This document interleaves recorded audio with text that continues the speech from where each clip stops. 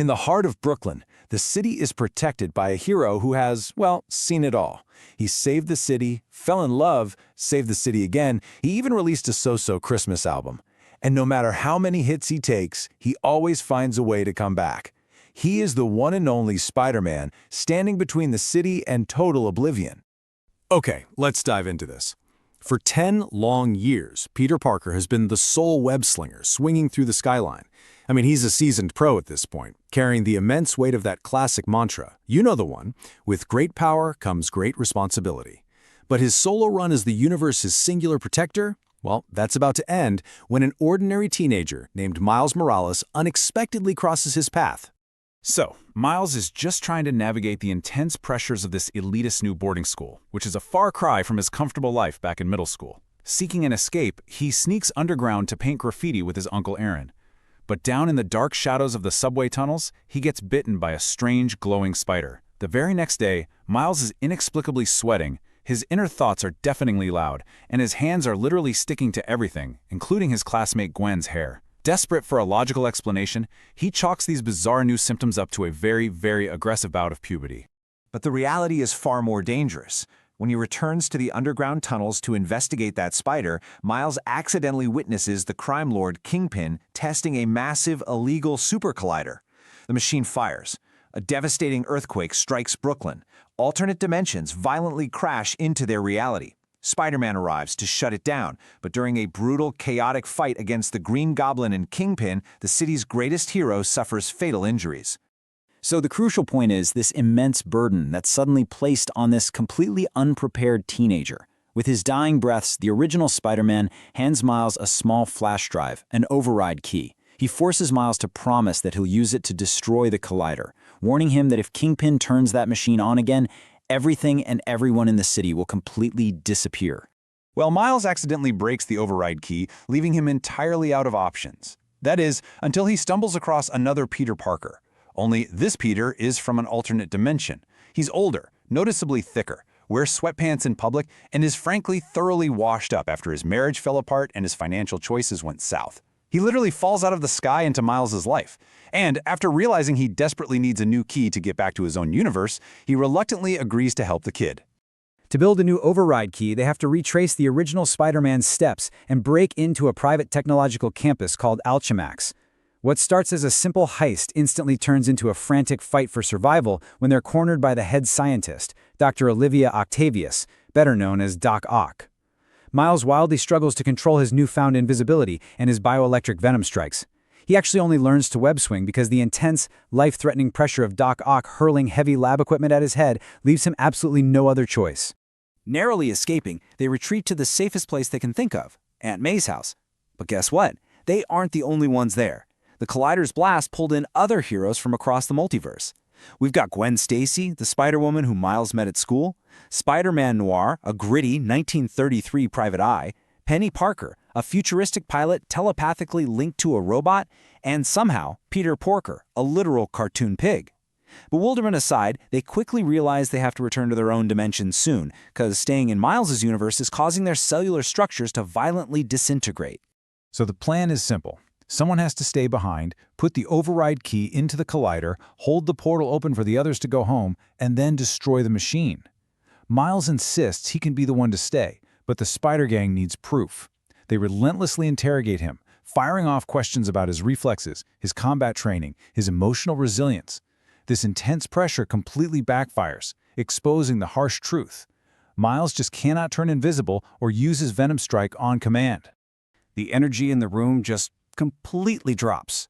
The veteran heroes look at this terrified teenager and come to a quiet, devastating conclusion.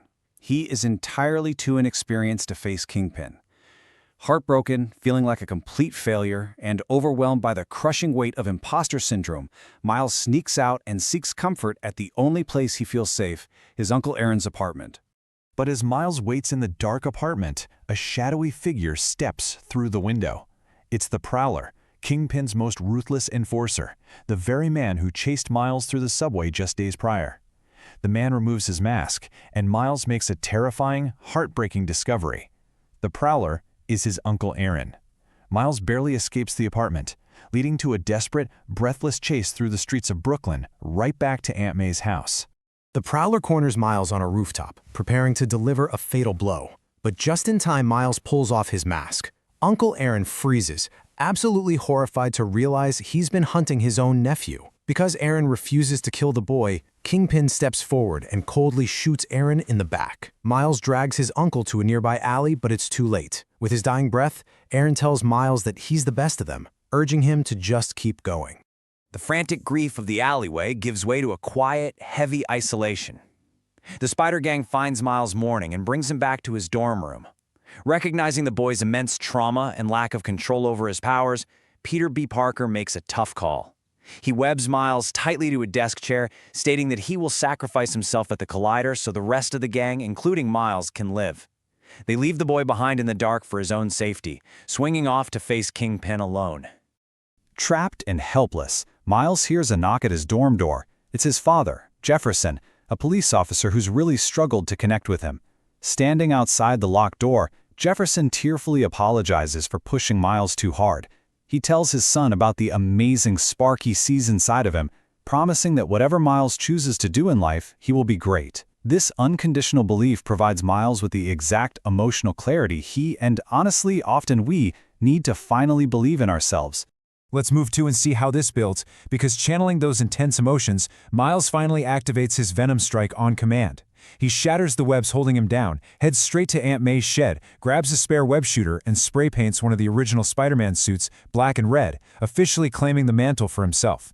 He stands at the edge of a towering Brooklyn skyscraper, the city sprawling far below him.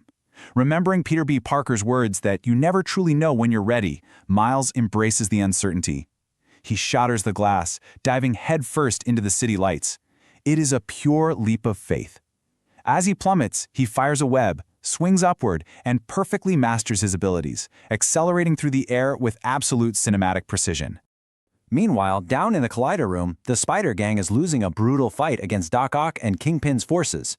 Just as Doc Ock moves in for a fatal strike against Peter B. Parker, she's suddenly blasted backward by an unseen force. Miles materializes out of thin air, effortlessly using his invisibility and Venom Strike on command to save his mentor. He has arrived exactly on time. The room immediately erupts into a massive explosive brawl as Kingpin fires up the Collider.